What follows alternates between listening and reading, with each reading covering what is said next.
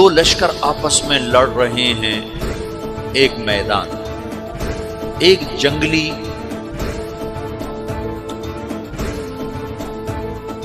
بدوؤں کا قافلہ، جنگل کے لوگ اپنے قبیلے کو لے کر، ایک جنگلی قبیلہ اپنے سردار کے ساتھ نقل مکانی کر رہا ہے ایک جگہ سے دوسری جگہ۔ اللہ کا نظام کہ یہ لوگ چلتے چلتے چلتے اس وادی میں پہنچ گئے جہاں جنگ ہو رہی ہے، دو لشکر آپس میں لڑ رہے ہیں۔ جب یہ وہاں پہنچتے ہیں تو ایک لشکر کے قدم اکھڑ رہے ہیں اور دوسرا غالب آ رہا ہے۔ ان کو نہیں پتا شکست کھانے والے کون ہیں اور فتح پانے والے کون ہیں، ان کو نہیں پتا۔ اس جنگلی قبیلے کے سردار کا نام بھی تغرل ہے، تغرل۔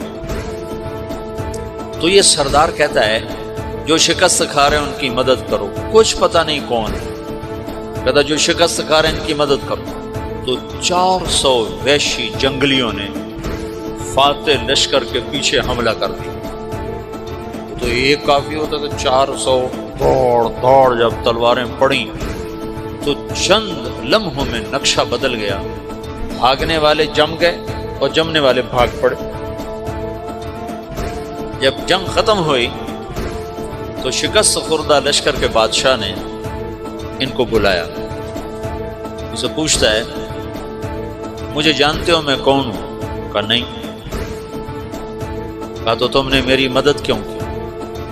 کہا انسانی ہمدردی کی وجہ سے، تمہیں شکست ہو رہی تھی اس لیے تمہاری مدد کی۔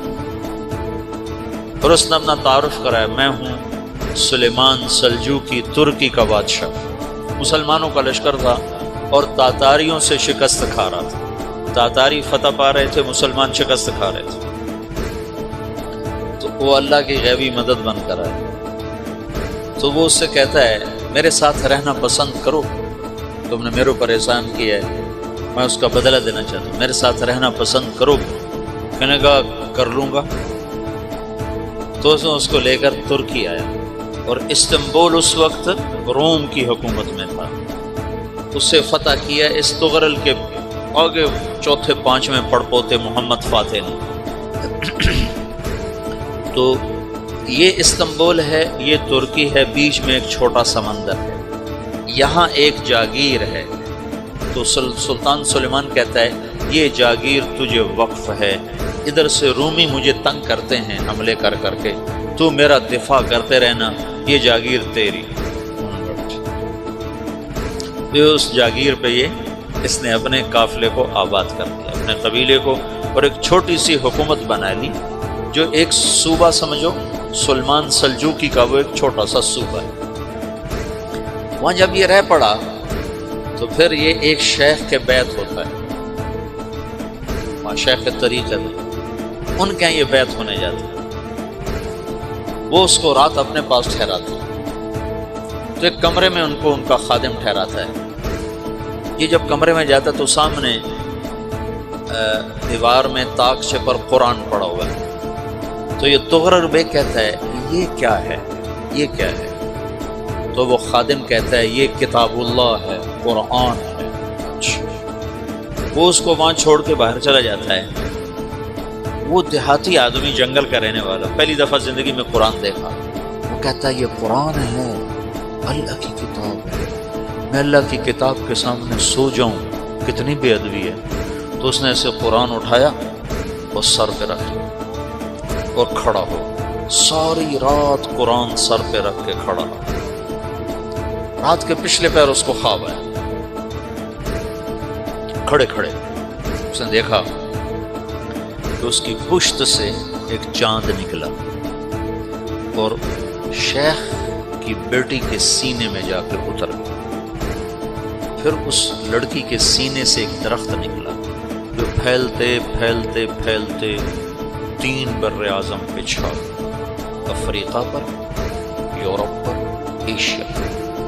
پھر اس کی آنکھ کھل گئی، وہ کھڑا ہوا ہے۔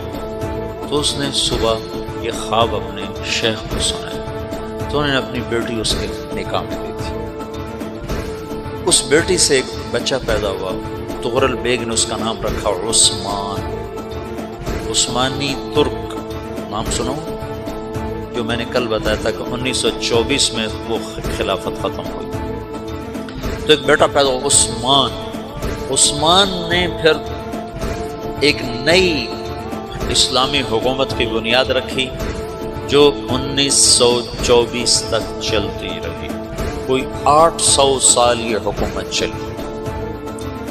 تو حکومت کا شیرازہ بکھرا لیکن پھر جڑ جاتا تھا، اور وہ قرن اول والا جوڑ کبھی نہ پیدا ہوا، ٹکڑے بن گئے۔ ان ٹکڑوں میں اللہ لوگ پیدا کرتا رہا جو دعوت دیتے رہے۔